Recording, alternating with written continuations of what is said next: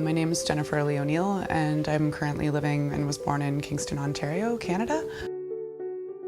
4 years ago, I attended my staff party. I had one drink. The next thing I knew, I woke up in a stranger's car.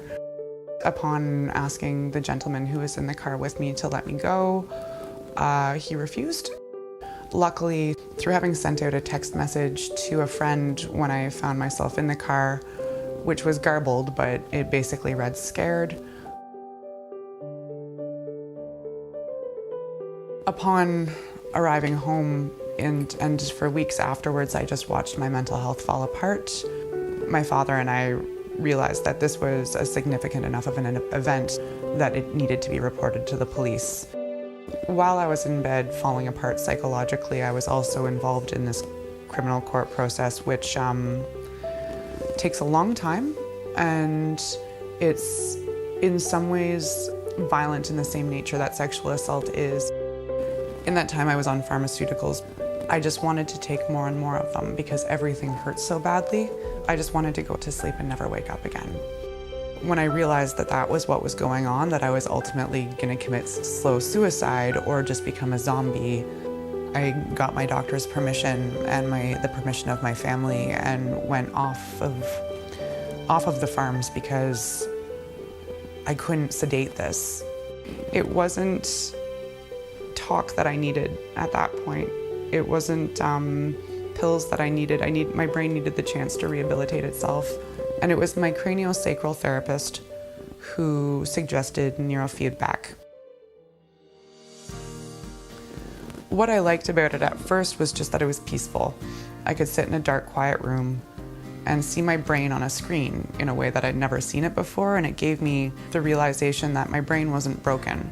It's not some design of a pharmaceutical corporation who wants to overpower our healthcare system. It's not a medical treatment.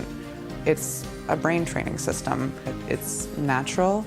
It's not manipulating your brain in the way that traditional biomedical approaches to trauma treatment have.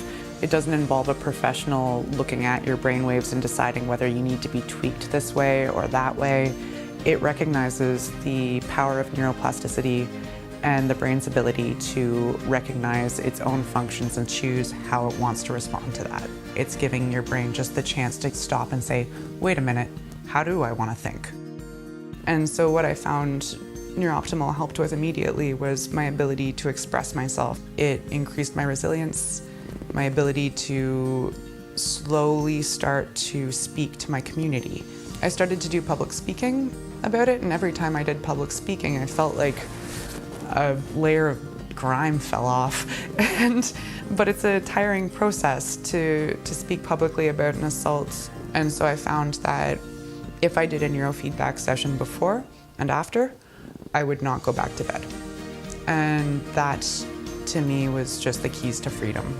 So I found that NeuroOptimal helped me so much in getting my cognitive resilience together to speak publicly that I thought, well, why don't I just start telling my friends about it?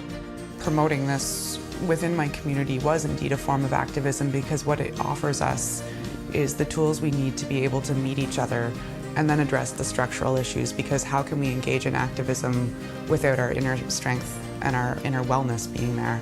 I think we need to be motivated from a place of wellness. Even though that's not possible for all of us, sometimes NeuroOptimal can help. In my community, a role that I've taken on is crowdfunding.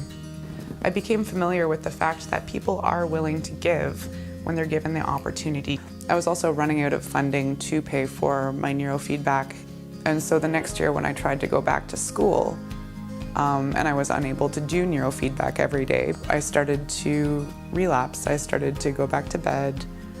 It sort of dawned on me that I felt comfortable asking my community to fund initiatives that were for other people and other institutions, but not for myself. Eventually I realized I could either keep hiding and maybe not be able to return to school ever and go back to bed, or I could ask. So NeuroOptimal took me under their wing. They've helped me to get the tools and skills together that I need to open a clinic in my home I'm in the process of opening a clinic in Kingston, Ontario. What I'm developing is a sliding scale neurofeedback clinic where there will always be 5 to 6 clients that I have for free. And the idea is service user-driven care for me, where only we can decide what works for us and what works for our healing. But what I've noticed is that NeuroOptimal can't hurt, but it can possibly provide a foundation for people to decide where they want to see their healing going. NeuroOptimal has helped me to go from being what I would consider a survivor, somebody who's just keeping their head above water.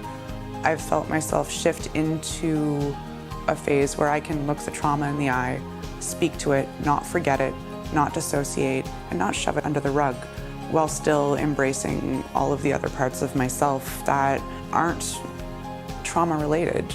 I'm a fantastic runner. I'm a wonderful cook. I'm a great friend. I have a bunch of parts of me that I wasn't able to see when I was surviving. So I look forward to seeing where I'm at next year. And I think that perhaps next year I might not even remember the day. You know, that's my dream.